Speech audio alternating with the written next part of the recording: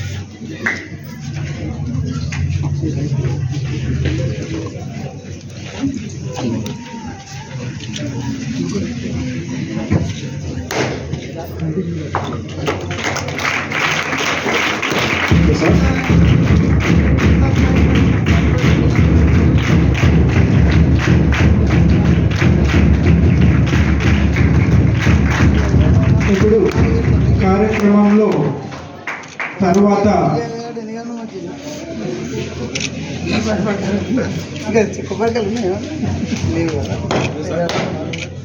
చూడండి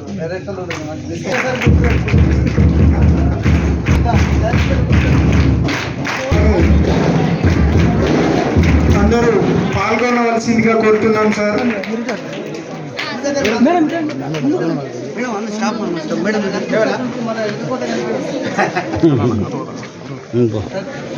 తెలంగాణ ప్రభుత్వం పిల్లల యొక్క సంక్షేమం కొరకు బైక్ ఛార్జెస్ని పెంచడం జరిగింది. గత 8 సంవత్సరాల తర్వాత భారతదేశంలో ఏ రాష్ట్రము పెంచినటువంటి విధంగా మన తెలంగాణ ప్రభుత్వము పిల్లల యొక్క దృష్టిని, సంక్షేమం యొక్క దృష్టిని సో ఆ దిశగా మన రాష్ట్ర ప్రభుత్వం సంక్షేమానికి పెద్దపీట వేస్తున్నారు.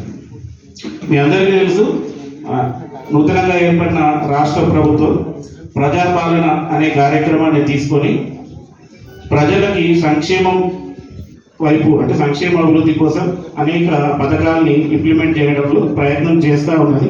అందులో భాగంగానే విద్యను ఆధునీకరించాలి, ప్రపంచ స్థాయి ప్రమాణాలకు అనుగుణంగా తీసుకెళ్ళాలి అనే ఉద్దేశంతో ఈ young India integrated residential schools అనే ఒక కొత్త భావనను కాన్సెప్ట్ని పరిచయం చేస్తూ దాంట్లో భాగంగా స్కూళ్ళల్లో చక్కటి ఎన్విరాన్మెంట్, ముఖ్యంగా హైజీన్ అంటే ఆరోగ్య ప్రమాణాలని ఇంప్రూవ్ చేయడం కోసం శానిటేషన్, శుభ్రత అనేది మెయింటైన్ చేయడం ఒకటి. ముఖ్యంగా టాయిలెట్స్ దగ్గర కానీ, కిచెన్ దగ్గర కానీ, డైనింగ్ హాల్లో కానీ, వాళ్ళు నివసించే డార్మెటరీ రూమ్లలో కానీ హైజీన్ను పెంపొందించే చర్యలతో పాటుగా ఈ నూతనంగా ప్రవేశపెట్టినటువంటి ఆహార ప్రణాళికలు పిల్లలకి రోజుకు 5 సార్లు, ప్రతిరోజు 5 విడతల్లో వివిధ రూపాల్లో పోషకాహారాన్ని అందించడం జరుగుతున్నది. బ్రేక్ఫాస్ట్ అని చెప్పేసి మార్నింగ్, దాంతోపాటు ఇంటర్వెల్ టైంలో బ్రేక్, మధ్యాహ్నం lunch, evening snacks, night dinner, ఇట్లా 5 విడతల్లో ఒకరోజు 5 సార్లు వాళ్ళకి వివిధ రూపాల్లో డైట్ని న్యూట్రిషన్ ప్లాన్, ఒక పర్ఫెక్ట్ ప్లాన్ చేసి అన్ని రకాల పోషకాలు అందేటట్టు ఆ 5 విడతలలో ఆహారాన్ని అందించడానికి ఏర్పాటు చేశారు. సో దీంతో పాటుగా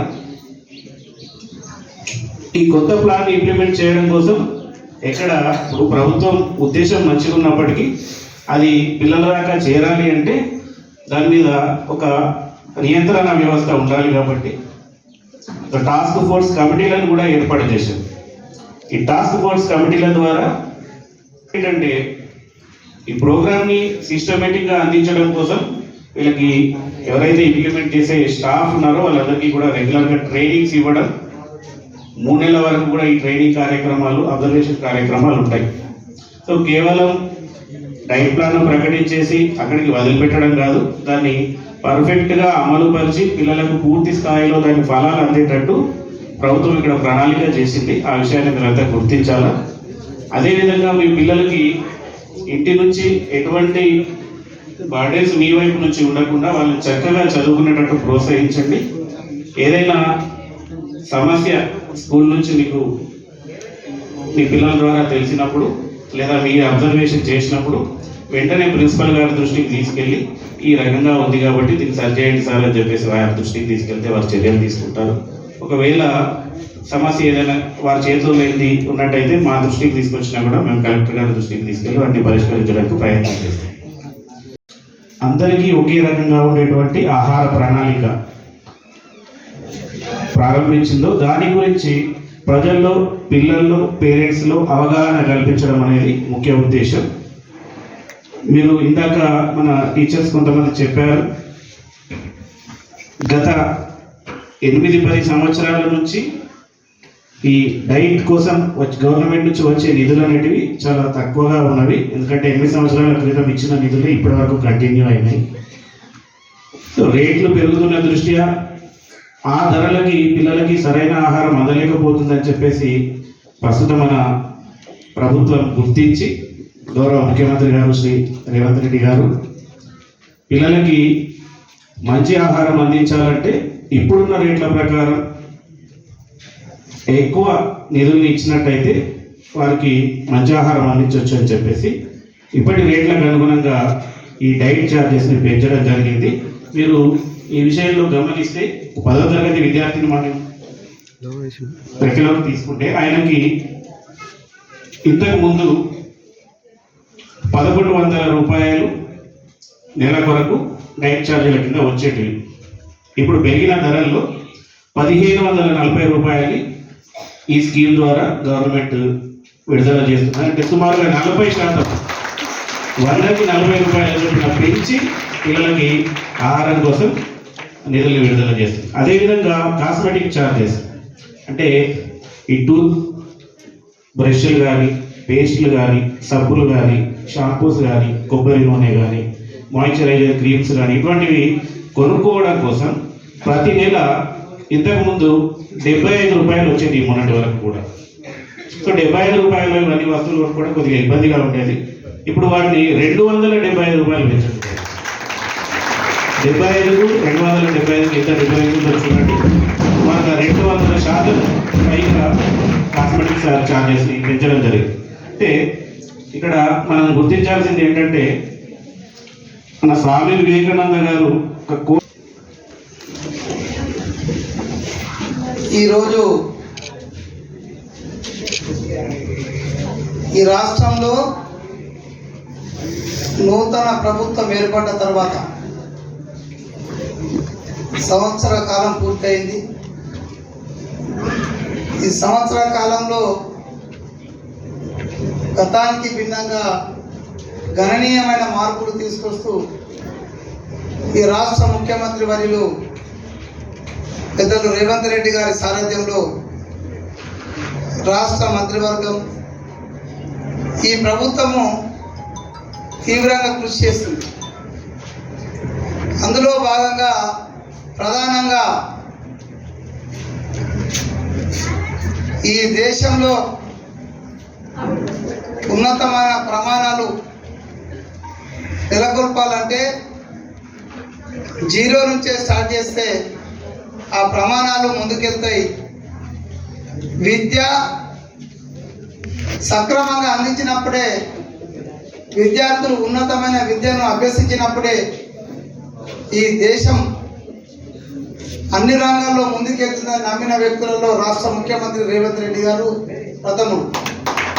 ఎందుకంటే ఈ రాష్ట్రంలో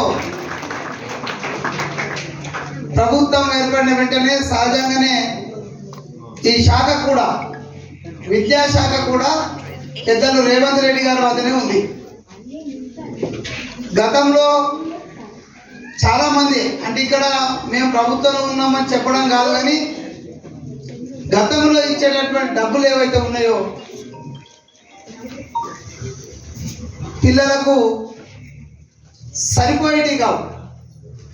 అంటే ఉదాహరణకు మనం బహిరంగంగా మీటింగ్లలో మాట్లాడేటప్పుడు రాజకీయ నాయకులు మేము మాట్లాడుతుంటామంటే విద్యార్థులకు పోషకాహారం అందించాలి, రోజు ఒక కోడిగుడ్డు అందించాలి, కోడిగుడ్డు ద్వారా పోషకాలు ఎక్కువ వస్తాయని చెప్తుంటాం. కానీ దానికి సరిపోయే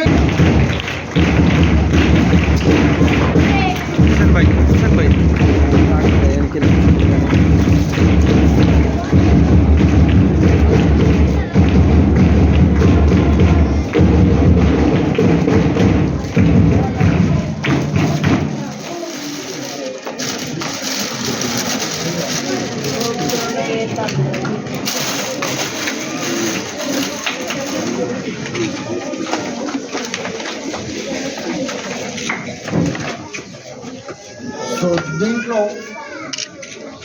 ఈ మెనూలో డైట్ ఎలా ఫాలో కావాలి, కిచెన్ ఎలా ఉండాలి, హాస్టల్ ఎలా ఉంచాలి, ఎవరికి ఎన్ని క్వాంటిటీస్లో సర్వింగ్ చేయాలి, మనకు వచ్చి ఎంటైర్ మెనూని ఎలా సఫిషియెంట్గా తీసుకురావాలి అనేది ఎంటైర్ డీటెయిల్డ్ మాన్యువల్ ఉంది.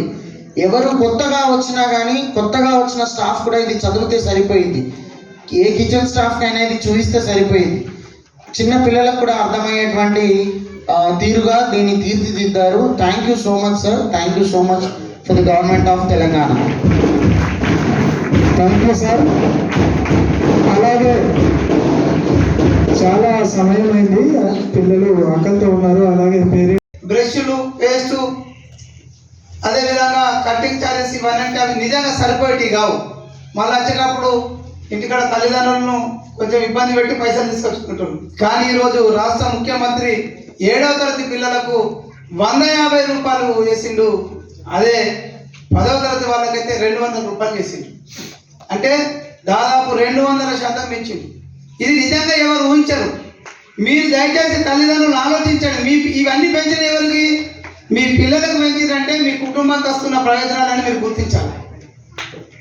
మనం అనుకుంటా నాకేం వచ్చింది, కానీ ఇక్కడ నీ కొడుకు ఇస్తే నీకు ఇచ్చినట్టే. నీ కొడుకు చదువు కోసము, మీ కొడుకు మంచి భవిష్యత్తు కోసం ప్రభుత్వం ఖర్చు పెట్టే ప్రతి రూపాయి మీ కుటుంబానికి ఇచ్చిందని మీరు గుర్తిస్తే అది పిల్లల భవిష్యత్తుకు, మన భవిష్యత్తుకు కూడా ఉపయోగపడుతుంది. పోనీ అదే 62 రూపాయల నుంచి మీకు అవే ఇంకో పైసలు పెంచవచ్చు, మిగతా విషయాలలో మీకు ఏమైనా చేయొచ్చు. కానీ మీకు డబ్బులు ఇవ్వడం ద్వారా, ఉదాహరణకు తల్లులు ఇక్కడ ఉన్నారు, తల్లులకు 500 1000 నెలకు పంపిస్తే ఇక్కడేమో అందరూ ఖుషి అయ్యేటట్టున్నారు. కానీ పిల్లలకు పెంచిన దాంతో ఎంత ప్రయోజనమో మీరు గుర్తించాల్సిందిగా మిమ్మల్ని రిక్వెస్ట్ చేస్తున్నాను. ఎందుకంటే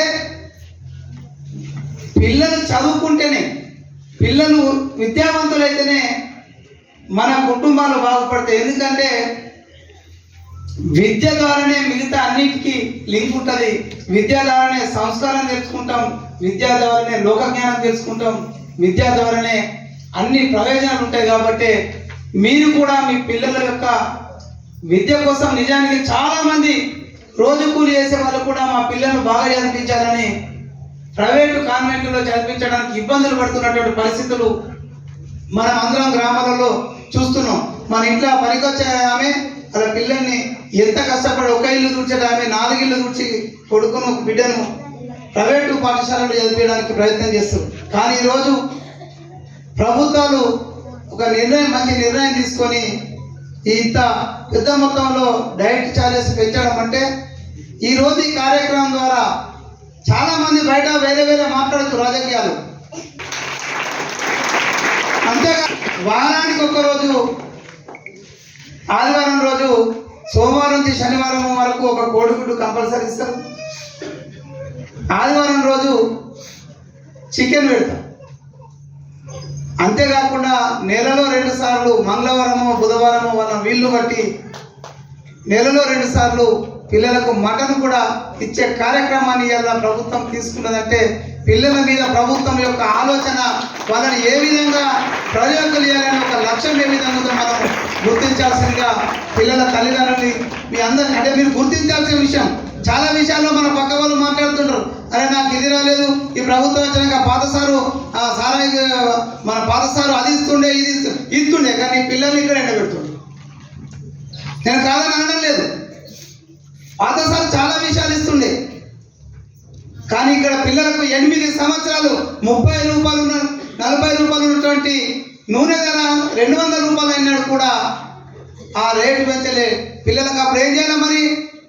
వాళ్ళకి ఇచ్చిన పైసలలో చాలని నూనె వేస్తే మరి వడ్డ చేయాల్సిన పైసలు, ఎందుకంటే ఆయనకచ్చే జీతం లెక్కలైతే పెట్టలేడు ఇక్కడ మేనేజ్మెంట్ చేసే వార్డెన్ కానీ అక్కడ ఉండే టీచర్లు కానీ.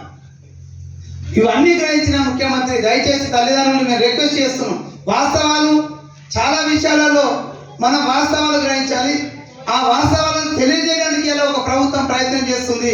పిల్లల కోసం మన ప్రభుత్వం ఏ విధంగా ఖర్చు చేస్తుందో అనే విషయాన్ని మనం తెలుసుకోవాలా. అన్నిటికంటే ముఖ్యం ఈరోజు స్కిల్ ఇండియా యూనివర్సిటీ పేరుతోటి ఈ రాష్ట్రంలో పేద పిల్లలకు ఎవరైతే ఉన్నారో వాళ్ళు ప్రపంచ స్థాయి విద్యను అభ్యసించాలి, వారి కాళ్ళ మీద వాళ్ళు నిలబడాలనే ఉద్దేశంతో ఈరోజు ఈ రాష్ట్ర ముఖ్యమంత్రి గారు ఒక ప్రత్యేకమైన చొరవ తీసుకొని ఈరోజు ప్రైవేటు భాగస్వామ్యంలో ఒక ఉన్నత ఆశయాలు ఉన్నటువంటి మహేంద్ర గ్రూప్ వారితో టైఅప్ అయ్యి ఈరోజు స్కిల్ ఇండియా యూనివర్సిటీని ఏర్పాటు చేసి చిన్ననాటి నుంచి అందరికి కూడా అన్ని రకాల సుమారు 40% పెంచుతూ, ఎందుకంటే మీకు తెలుసు 8 సంవత్సరాల క్రితం 40-50 రూపాయలు ఉన్న మంచి నూనె ప్యాకెట్ ఈరోజు ఎక్కడికి వచ్చిందో మీకు తెలుసు. ఎందుకంటే తల్లిదండ్రులు పిలిపించడానికి కారణం ఏంటంటే ఈరోజు రాష్ట్ర ముఖ్యమంత్రి గారి ఆదేశాల మేరకు ఇక్కడ ఉన్నటువంటి మీ పిల్లల యొక్క తల్లిదండ్రులు పిలిపించి చెప్పడానికి కారణాలు, మమ్మల్ని ఇక్కడికి పంపి ఇక్కడ ఉన్నటువంటి నాతో పాటు అతిథిగా వచ్చేసిన పెద్దలు ఎంఆర్ఓ గారు, అదేవిధంగా ప్రిన్సిపాల్ గారు, అదేవిధంగా ఏఎంసీ డైరెక్టర్లు మైపాల్ రంజిత్, డిసిసిబి డైరెక్టర్ భూమన్న, మా మండల కాంగ్రెస్ అధ్యక్షుడు సోదరుడు రాములు, గోపి జనరల్ సెక్రటరీ, ఈ విధంగా వేదిక మీద చాలామంది, మా గంగారెడ్డి, అశోక్ టౌన్ కాంగ్రెస్, ఇలా సీనియర్ మండల పరిషత్ అధ్యక్షుడు పెద్దలు లడ్డు గంగాధర్ గారు, ఈ విధంగా ఇంకా చాలామంది, మా యూత్ కాంగ్రెస్ అధ్యక్షుడు మనోజ్, ఇంకా ఉన్నారు. ఎవరి పేర్లను మీరు ఇబ్బంది పడకూడదు, అందరికీ కూడా స్వాగతం పలుకుతూనే ఈ విషయాలను చెప్పడానికి మాత్రమే ఈరోజు ఇక్కడ ఈ కార్యక్రమం ఏర్పాటు చేసింది. ప్రధానంగా తల్లిదండ్రులు గుర్తించాల్సిన విషయం ఏంటంటే, మీరు హాస్టల్లో పంపేటప్పుడు ఇక్కడ ఏమైపోతుంది, ఇక్కడ ఉన్న ఈ పాఠశాలలో మీ పిల్లలకు సరైన పోషకాహారాలు అందించినప్పుడు పేదవాళ్ళైనా పిల్లలు ఇంటికి తీసుకెళ్ళి తిరిగి ప్రభుత్వ పాఠశాల నుంచి తీసుకెళ్ళి మళ్ళీ ప్రైవేటు పాఠశాలలు వేసి మీరు ఆర్థికంగా ఇబ్బందులు పడకూడదనే ఉద్దేశాన్ని గ్రహించినటువంటి ఈ రాష్ట్ర ముఖ్యమంత్రి పిల్లలకు సంబంధించి ఎంతో చూస్తాం. పిల్లలకి ఇక్కడ సరైన అన్నం దొరికినప్పుడు, ఒక్కోసారి రుచికరం కానప్పుడు పిల్లలు ఇంటికి వచ్చి మీ దగ్గర వేస్తే పిల్లవాడు ఏడుస్తున్నాడు కాబట్టి ఖచ్చితంగా ప్రైవేటు హాస్టల్ చేద్దామని మీరు అనుకుంటున్నారు. ఆ పరిస్థితులు రాకూడదని గ్రహించినటువంటి పెద్దలు రేవంత్ రెడ్డి గారు ఈరోజు గతంలో 950 రూపాయలు ఉన్నటువంటి 3వ తరగతి నుంచి 7వ తరగతి పిల్లలకు 950 రూపాయలు ఉంటే ఈరోజు 1330 రూపాయలు పెంచడం జరిగింది. అదేవిధంగా 8వ తరగతి నుండి పాఠశాలలో మీ పైన సింగిల్ కంప్లైంట్ కూడా ఎవరు చేయలేదు తల్లిదండ్రులు.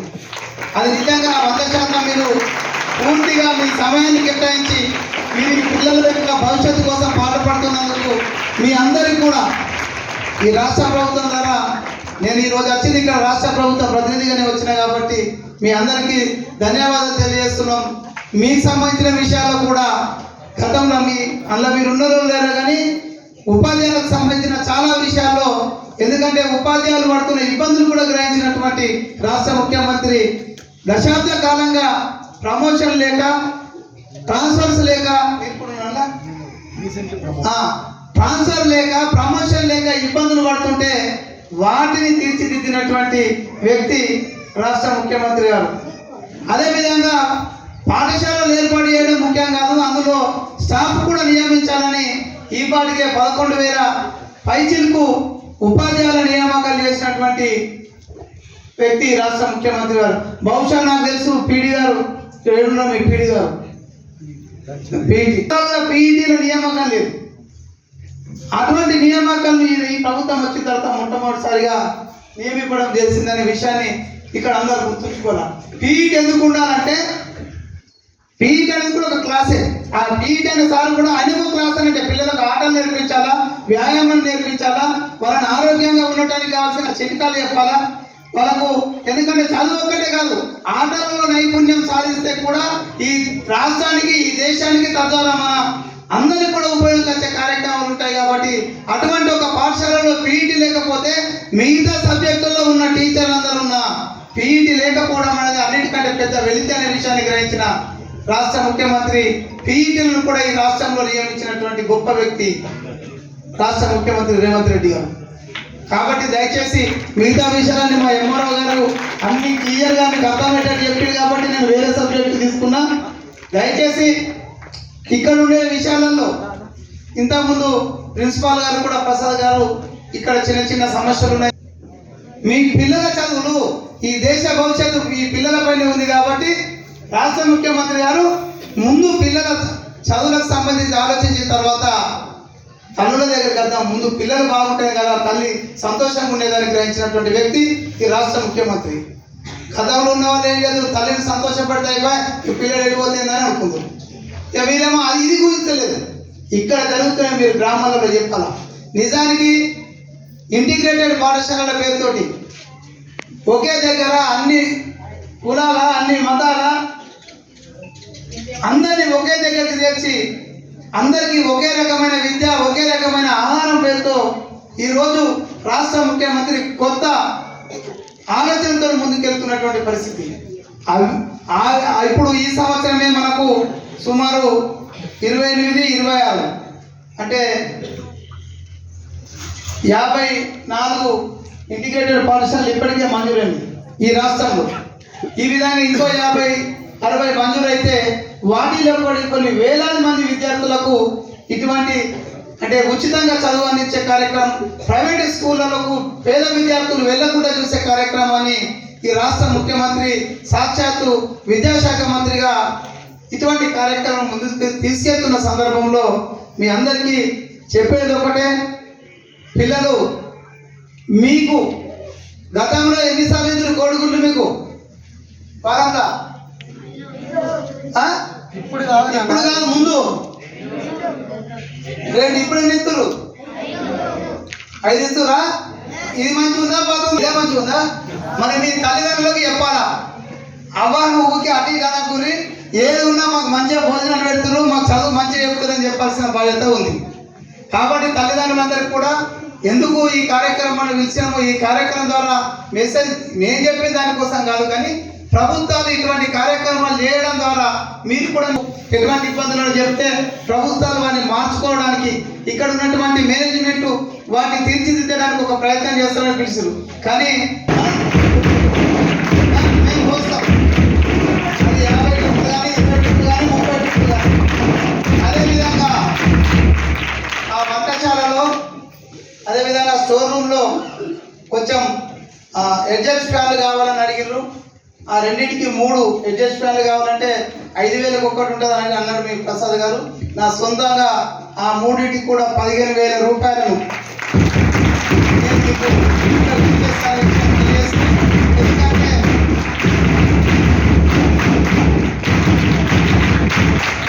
తల్లిదండ్రులుగా మీరు కూడా మనం కూడా ఆలోచించాల్సిన విషయాలు ఏంటంటే, ప్రభుత్వాలు ఇన్ని చేసినా మన పిల్లల సౌకర్యాలు కల్పించడంలో ఇంకా కొన్ని ఇబ్బందులు ఉంటాయి. ఆ ఇబ్బందులకు సంబంధించినవి చాలా మంది ఇక్కడ మనం కొంతమంది అసలు వెసులుబాటు లేని వాళ్ళు ఉంటారు, కొంత మనం సాయం చేయగలిగే స్థితిలో కూడా ఉంటాం తల్లిదండ్రులు కూడా. మనం కూడా మన పిల్లలు చదువుకుంటున్న పాఠశాల కాబట్టి మీకు తోచినట్టు ఎప్పుడన్నా వచ్చినప్పుడు, సార్ నాకు ఒక పంట పండినటువంటి ఒక రైతు ఉన్నాడు అనుకోరి, సార్ ఈసారి నాకు పంట కొద్దిగా ఎక్కువ వచ్చింది, మీ పాఠశాలకి ఏమన్నా కావాలనినప్పుడు మన పిల్లల కోసం మనం పెట్టుకునే తృప్తి కూడా మనకు ఉంటుంది. కాబట్టి అట్లా కుటుంబ సభ్యులు కూడా మీ దగ్గర ఎవరైనా ఇక్కడ పాఠశాలలో మీరు పేరెంట్స్ కమిటీగా ఉందా ఇక్కడ పేరెంట్స్ కమిటీ మెంబర్లు కూడా ఆలోచించని చేయండి. ప్రభుత్వాల మీద మనం ఒత్తిడి తీసుకొద్దాం, ఇంకా కావాల్సిన అన్ని తీసుకొద్దాం, కానీ మనం కూడా కొన్ని వేసుకోవడం ద్వారానే. ఎందుకంటే ఇది ఒక పెద్ద కుటుంబం, ప్రభుత్వం అంటే పెద్ద కుటుంబం, అక్కడికి పోయి ఇక్కడికి వస్తే కొంత ఆలస్యం అవుతుందేమో, కానీ కొన్ని చిన్న చిన్న అవసరాలు ఇప్పుడు ప్రిన్సిపాల్ గారు చెప్పింది, ఒక 3 అడ్జస్ట్ ఫ్యాన్లు ఇస్తే కొంచెం వంట చేసుకునేటప్పుడు నిజంగా వంట చేసేటైనా ప్రశాంతంగా ఉన్నప్పుడే నీకు టెస్ట్లో వేయడానికి అవకాశం ఉంది. ఆయనకు ఒక పక్క ఉడకపోతా, ఒక పక్క నిలబడలేని పరిస్థితి ఉంటే ఆయన వంట చేయడం కూడా ఇబ్బంది అవుతుంది. కాబట్టి అటువంటి ఆలోచించి ఆయన ప్రిన్సిపాల్ చెప్పగానే నా సొంత డబ్బులు నేను ఇస్తాను చెప్పిన. ఆ విధంగానే వెసులుబాటు ఉన్నది, అందరు ఇస్తారంటే అందరి దగ్గర కుదరదు. పేద విద్యార్థులకు పెట్టినటువంటి స్కూల్ కాబట్టి ఎవరికైనా వెసులుబాటు ఉన్న తల్లిదండ్రులు కూడా ఎప్పటికప్పుడు ఇక్కడ మీ ద్వారా ఏదైనా సహాయ సహకారాలు అందిస్తే మన పిల్లలకు మనం పిల్లలలో డైట్ ఛార్జెస్ 40%, కాస్మెటిక్ ఛార్జెస్ 200% పెంచినటువంటి రాష్ట్ర ముఖ్యమంత్రి రేవంత్ రెడ్డి గారికి పేద పిల్లల పక్షాన ఈరోజు ఎస్సీ, ఎస్టీ, బీసీ, మైనార్టీ, అదేవిధంగా రెసిడెన్షియల్ స్కూళ్ళలో చదువుకుంటున్నటువంటి విద్యార్థుల యొక్క స్థితిగతులను పరిశీలించి ఈ రాష్ట్రం 10 సంవత్సరాలుగా గతంలో ఈ ఛార్జీలు పెంచడానికి అపసోపాలు పడ్డటువంటి ప్రభుత్వాలు, వాటన్నిటి గ్రహించిన రాష్ట్ర ముఖ్యమంత్రి ఈరోజు వచ్చి రాగానే రాష్ట్ర ప్రజల్లో ఉన్నటువంటి వాళ్ళ పిల్లలకు సంబంధించిన విద్యాలయాల్లో డైట్ ఛార్జీలు పెంచడం ద్వారా వారి పిల్లల యొక్క ఆనందానికి, తద్వారా పిల్లల చదువులో ఉన్నత ప్రమాణాలు అందించడానికి అవకాశాలు కల్పించింది. బహుశా చాలామంది, చాలా పార్టీలు, చాలా ప్రభుత్వాలు ఓటర్లను మాత్రమే టార్గెట్ చేసుకొని డెవలప్మెంట్ చేసే కార్యక్రమాలను మనం చూసినాం. కానీ ఓటర్లను కాదు, రేపు భావి భారత పౌరులను తీర్చిదిద్దాలనే లక్ష్యాన్ని ముందుకెళ్తున్న ప్రభుత్వం ఏదైనా ఉందంటే మొట్టమొదటి ప్రభుత్వంగా నేను గుర్తించిన.